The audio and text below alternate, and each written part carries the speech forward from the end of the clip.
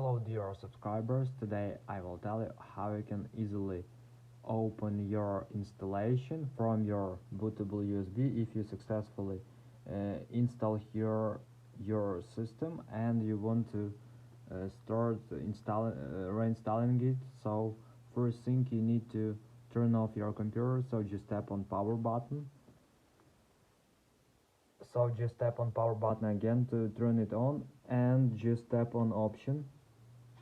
Just tap option button.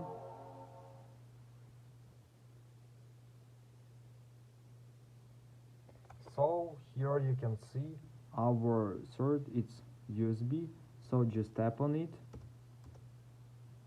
and now we will start installing our system from bootable USB. So this is the way how you can do it. So thanks for watching, have a nice day, subscribe to my channel, click like, and goodbye.